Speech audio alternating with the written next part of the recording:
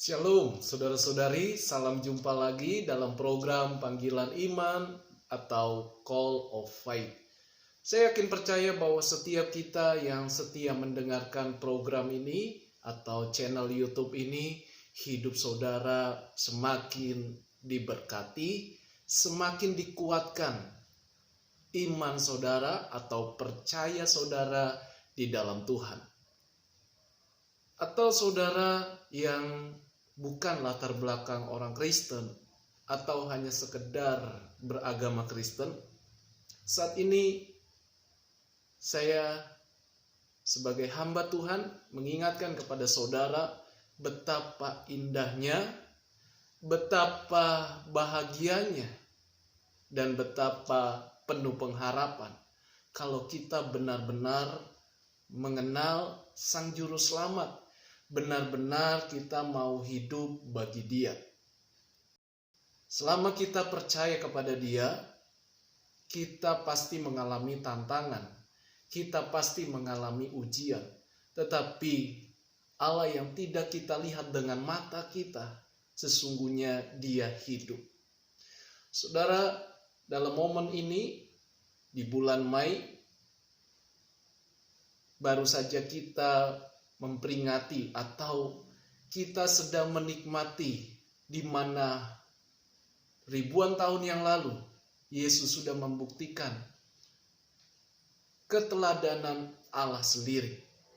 Dia menjadi teladan bagi manusia karena manusia butuh keselamatan, manusia butuh pengharapan, manusia butuh kepastian. Dan berarti Dia yang sudah setia, Dia yang memiliki teladan hati hamba supaya kita semakin rendah hati, bukan sombong, bukan angkuh atau meninggikan diri. Karena Allah itu punya segalanya, Allah itu maha segalanya, tapi Dia membatasi kemahakuasaannya. Lalu Dia mati, dikubur, dan Dia bangkit. Dan setelah Dia bangkit, 50 hari kemudian, Dia naik ke surga. Tetapi saat ini, kabar baiknya, Yesus yang hidup, Dia naik ke surga dengan tubuh kemuliaan. Dilihat banyak orang, termasuk murid-muridnya. Ini mengingatkan kita betapa kita bersukacita atas Tuhan Yesus. Orang bisa menghina, orang bisa meremehkan, orang bisa menolak tentang Yesus. Tetapi saudara, Yesus bukan hanya manusia biasa, tetapi benihnya adalah ilahi. Dia Allah yang sungguh benar-benar hidup, sungguh benar-benar nyata. Tetapi saat ini kita tidak lihat Dia secara fisik. Namun sudah begitu banyak, bahkan 500 lebih orang telah melihat Yesus naik ke surga. Yesus naik ke surga memberikan kepastian. Tema saya tentang hal ini yaitu Yesus naik ke surga, Dia hidup, berkuasa, dan Dia memberikan kita kepastian. Sebelum kita mendengarkan kebenaran firman, selalu kita awali dengan doa. Mari kita sama-sama merendahkan diri kita di hadapan Tuhan. Haleluya. Tuhan Yesus, terima kasih Engkau Allah yang hidup, Engkau sudah naik ke surga. Dan Engkau sudah kembali dalam kesempurnaan, hakikat Allah yang sempurna. Tetapi kami tidak ditinggalkan. Yesus yang naik ke surga justru tetap menyertai kami dengan Roh Kudus, Roh Allah itu sendiri, sehingga kami tidak sendirian. Yesus yang hidup, Dia berikan rohnya kepada kami yang percaya.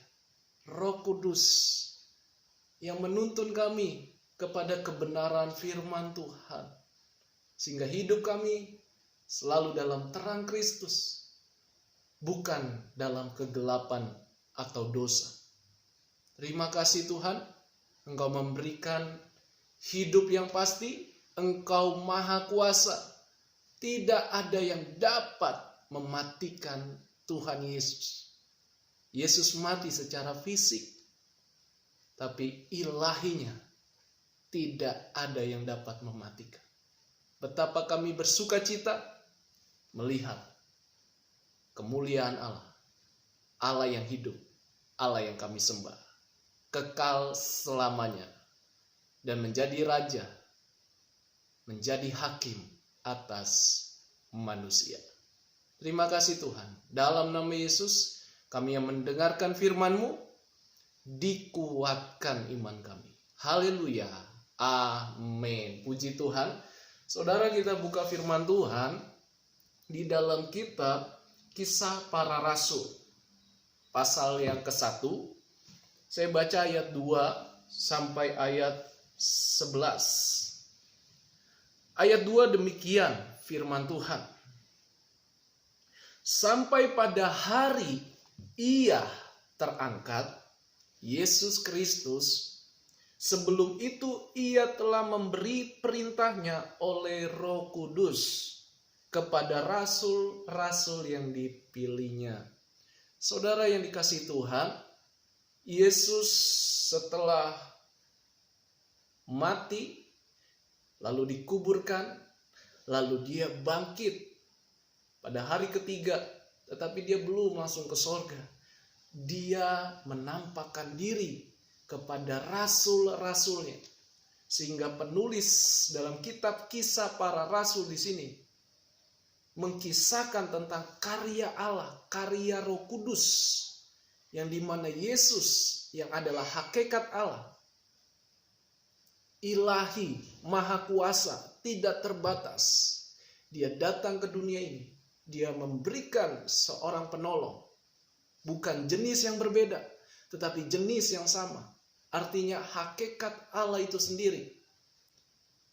Dan dia memberikan kita rohnya, roh yang hidup. Pribadi Allah yang hidup, yang kita kenal namanya Roh Kudus. Dia tanpa batas, dia tidak dibatasi oleh ruang dan waktu manusia. Dia maha kuasa, dia maha hadir, dan dia mengasihi saudara dan saya. Saudara yang dikasihi Tuhan, hal ini sungguh sangat nyata. Saya akan bacakan di dalam kitab 1 Korintus 15 ayat yang ke-5 sampai yang ke-6. Bahwa ia telah menampakkan diri kepada Kefas atau Rasul Petrus. Nama ini diberikan gelar oleh Tuhan Yesus sendiri. Dan kemudian pada ke-12 muridnya. Sesudah itu ia menampakkan diri kepada lebih dari 500 saudara sekaligus. Kebanyakan dari mereka masih hidup sampai sekarang, tetapi beberapa di antaranya telah meninggal.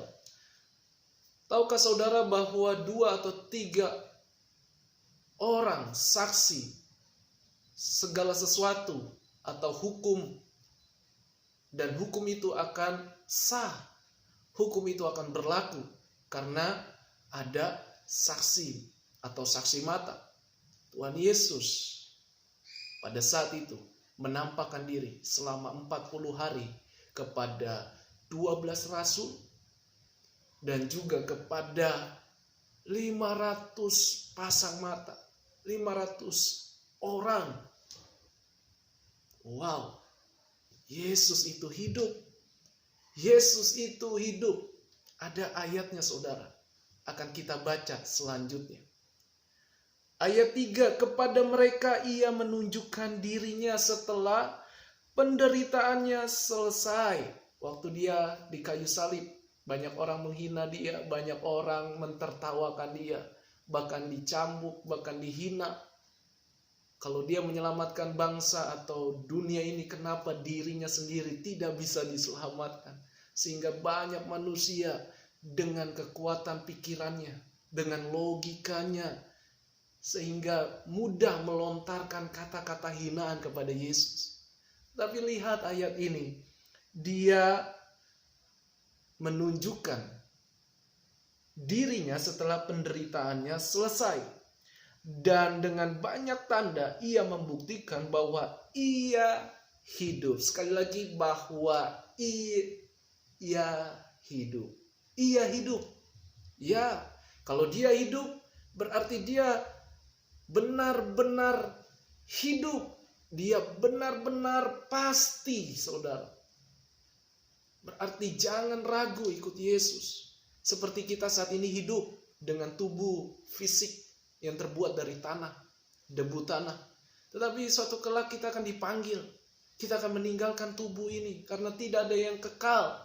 Tapi Yesus Kristus, dia tidak mati. Dia mati karena dia menyerahkan dirinya di hadapan Allah, di hadapan Bapa, di hadapan sorga. Lalu dia bangkit kembali dengan esa, kesempurnaan Allah sendiri di dalam diri Tuhan Yesus. Ingat saudara, tidak ada yang bisa mematikan Yesus. Yesus mati hanya memakai tubuh seperti kita, tapi dia hidup. Dikatakan ayat 3, ia hidup. Berarti saudara, manusia hanya tutup mata, tetapi hidup manusia di dalamnya, yaitu roh manusia itu. Apakah dia masuk kerajaan sorga, menjadi orang yang percaya, saleh, dan setia, atau dia menolak Tuhan, menerima hukuman api neraka yang kekal selama-lamanya. Kisah para rasul ini telah mengkisahkan mereka mengalami perjumpaan, karya, atau pribadi, atau hadirat Allah sendiri melalui pribadi Roh Kudus. Ayat yang ketiga dikatakan, dan dengan banyak tanda ia membuktikan bahwa ia hidup, sebab selama 40 hari ia berulang-ulang menampakkan diri dan berbicara kepada mereka tentang kerajaan Allah. Yesus sudah memberikan teladan dalam pelayanannya. Karena Tuhan Yesus berkata, hidup bukan hanya roti saja, tetapi manusia harus hidup sesuai dengan firman yang kita baca, firman yang kita taati, firman yang kita ikuti, firman yang kita imani di dalam hati kita, dan kita setia melakukannya. Yesus berbicara tentang kerajaan Allah yang kekal itu. Maka dari itu, Yesus naik ke sorga bukan main-main. Bukan drama Korea. Tetapi Yesus naik ke sorga. Dia membuktikan bahwa hidup saudara adalah hidup yang pasti. Dunia ini penuh dengan keraguan. Dunia ini penuh dengan ketakutan, kebimbangan, kecemasan. Tetapi kita anak-anak Tuhan diingatkan Yesus naik ke sorga dengan tujuan supaya saudara semakin yakin. Kita lihat dia. 500 pasang mata menyaksikan Yesus hidup. Bahkan dikatakan masih ada yang hidup dan di antara mereka masih ada yang, atau di antara mereka sudah ada yang meninggal. Siapa yang masih hidup itu? Yaitu orang-orang yang dari dulu, sejak Yesus bangkit, akhirnya ada kesaksian turun-temurun. Bahkan sampai sekarang kita sudah menjadi saksinya. Karena sudah ada ribuan tahun yang lalu, melihat secara nyata, Yesus benar-benar hidup. Dia bisa makan, tetapi dengan tubuh kemuliaan. Ayat 4 dalam Kisah Para Rasul 1. Pada suatu hari ketika Yesus makan, bersama-sama dengan mereka, ia melarang mereka meninggalkan Yerusalem dan menyuruh mereka tinggal di situ menantikan janji Bapa. Janji Bapa yang demikian katanya, telah kamu dengar daripadaku, sebab Yohanes membaptis dengan air, tetapi tidak lama lagi kamu akan dibaptis dengan Roh Kudus. Haleluya. Yesus naik ke surga, Rohnya turun atas orang-orang percaya. Dia maha hadir, dia maha segalanya. Apalah manusia hanya pikirannya segempal telapak tangan. Bagaimana kita bisa melukiskan kemahakuasaan Allah? Tidak ada yang bisa. Tapi dengan yakin iman kita bahwa dia hidup, dia maha kuasa, dia membuktikan kepada orang-orang. Saudara, carilah yang pasti hidup ini. Bukan cari yang ragu, bukan cari yang bimbang, tapi carilah yang pasti di tengah-tengah kehidupan saudara. Saat ini saudara mengalami keraguan, saat ini saudara mengalami kebimbangan, kecemasan, kekhawatiran. Datanglah pada Yesus. Ribuan tahun yang lalu dia sudah pernah ada di dunia. Sekarang dia ada melihat saudara, segera menolong saudara. Karena dikatakan janji Bapa adalah Rohnya sendiri. Saudara, dia pergi, dia akan datang kembali. Kalau manusia pergi, selamanya tak akan kembali lagi. Sudah meninggal dunia. Tapi Yesus mati, dikuburkan, dan dia bangkit. 40 hari dia membuktikan kepada banyak orang bahwa Yesus hidup dengan tubuh kemuliaan. Tubuh yang tak akan mati, tidak bisa mati. Karena makhluk hidup atau manusia, bahkan malaikat-malaikat akan tetap hidup selama-lamanya. Tapi iblis, setan, roh-roh jahat, bahkan pengikutnya akan dibuang ke dalam api neraka selama-lamanya. Saudara, Yesus sudah memberikan kepastian. Dia berkuasa, dia maha kuasa. Jangan ragu, sekalipun keadaan saudara saat ini belum ada jawaban, belum ada pemulihan, belum ada jalan keluar. Percayalah, Yesus tidak akan mengecewakan. Jangan cepat-cepat ambil keputusan yang salah. Yesus tidak akan mengecewakan. Lihat waktunya. Kalau belum saudara mengalami, berarti belum selesai. Karena dia akan menyelesaikan hidup saudara dengan cara yang ajaib. Dengan cara sedetik dia bisa mengubahkan. Atau dengan waktu berbulan-bulan, bertahun-tahun. Tetapi no problem, tidak masalah. Yesus kita hidup. Dia pegang kendali saudara. Tetapi bagian saudara adalah percaya, bertobat, setia sungguh-sungguh, andalkan Tuhan, setia melakukan firman-Nya. Dalam ketidaksempurnaan diri kita, kita akan disempurnakan lewat Roh Kudus. Itulah janji Bapa. Roh yang hidup sudah ada dalam penciptaan. Sebelum semuanya diciptakan, Roh Kudus itu ada. Haleluya. Ayat yang kelima tadi dikatakan, Yohanes akan membaptis dengan air, tanda pertobatan. Baptisan air bicara hidup lama, hidup yang dibelenggu dengan dosa. Lalu setelah dibaptis seperti Tuhan Yesus diselam, atau baptiso dalam bahasa Yunani, ditenggelamkan. Apanya yang ditenggelamkan? Sifat, karakter, atau ikatan hidup yang lalu, hidup dosa, kuasa dosa, itu ditenggelamkan. Lalu dia bangkit atau dia bangun keluar dari air dan menjadi hidup yang baru. Memang baptisan bukan salah satu tanda atau jaminan kalau kita pasti selamat. Karena tidak cukup dibaptis, harus melakukan kebenaran firman-Nya.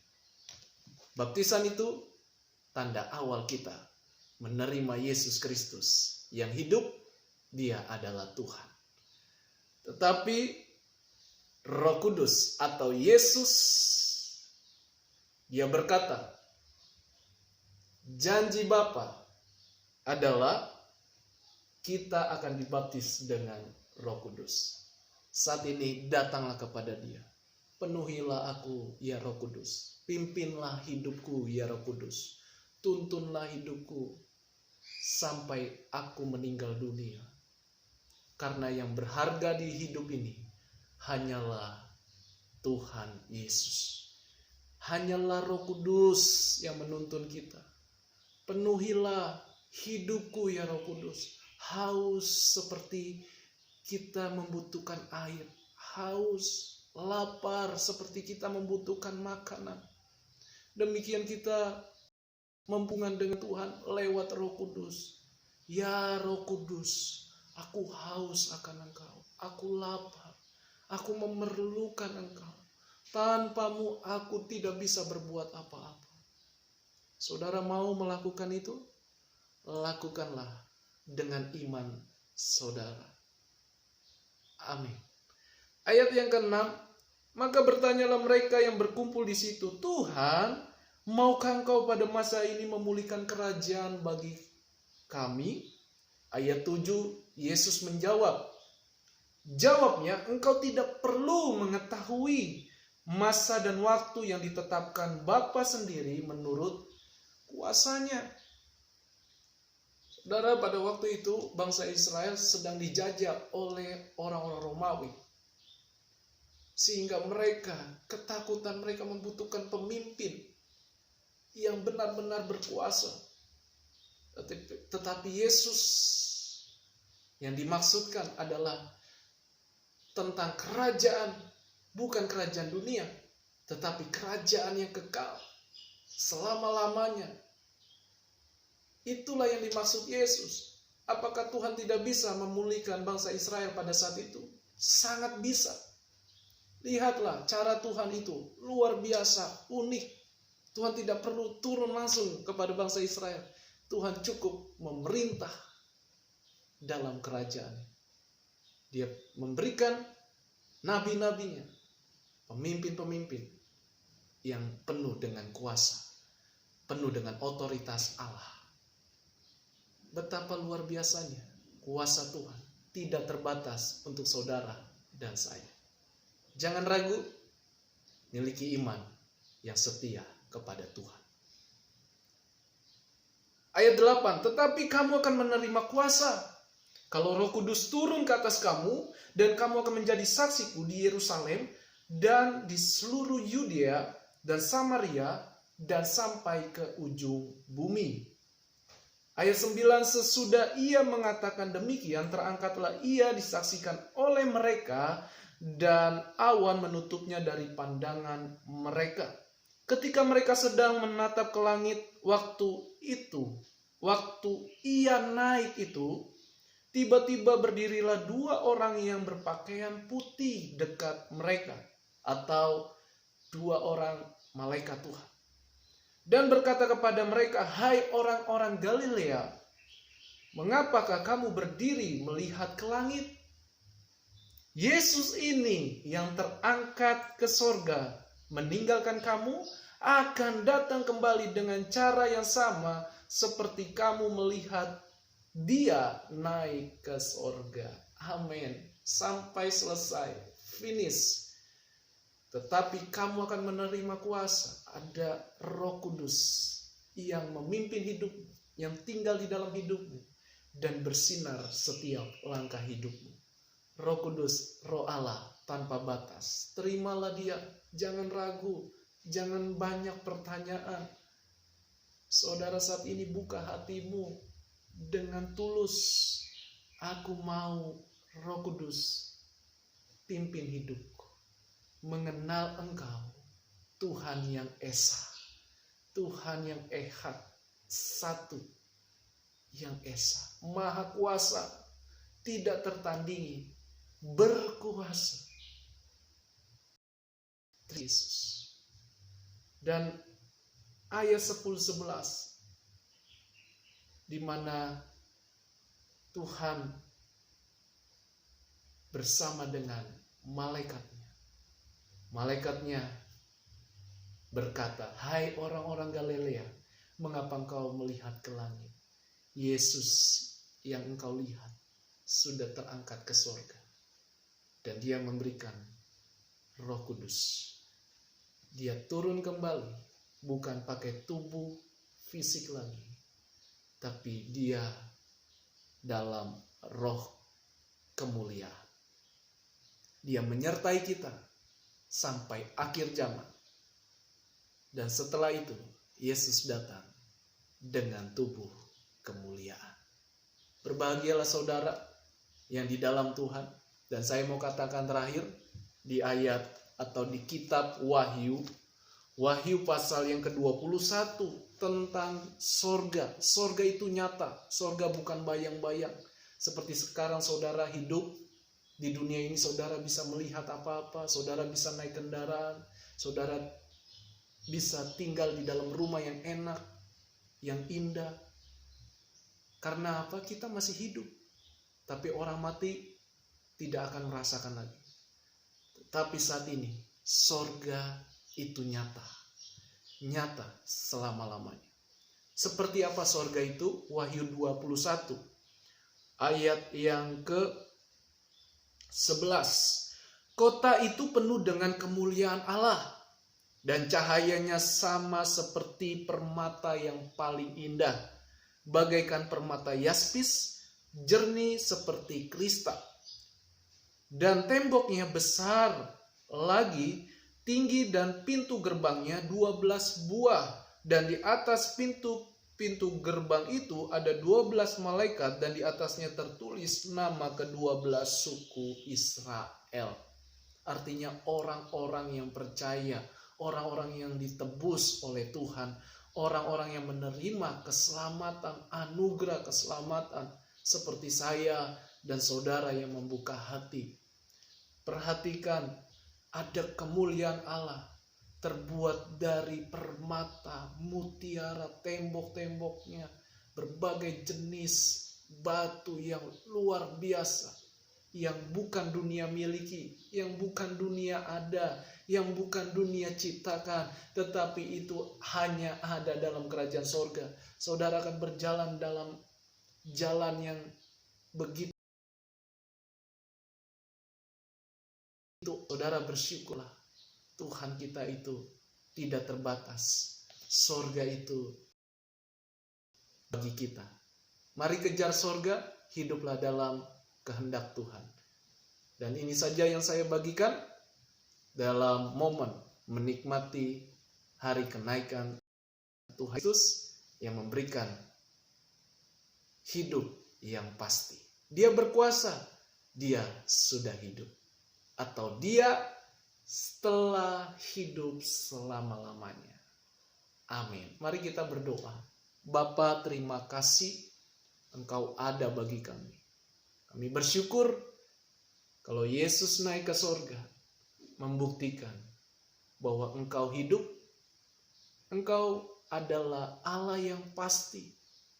Sehingga kami tidak dikuasai dengan ketakutan, keraguan. Secara manusia bisa ragu, tetapi Yesus memberikan kami keyakinan, kepastian. Dan saat ini kami mau mengambil langkah iman. Kami mau hidup yakin, teguh dalam iman kami, dalam percaya kami. Terima kasih Tuhan. Diberkatilah orang-orang yang mendengar firman. Kami setia sampai mati. Sorga itu ada. Terima kasih Tuhan, dalam nama Yesus. Haleluya. Amin. Sampai di sini, dan saudara tetap lihat, tetap dengar dari channel ini. saya yakin iman saudara semakin bertumbuh, semakin percaya dan setia mengikut Tuhan. Tuhan Yesus memberkati kita semua. Shalom. Haleluya.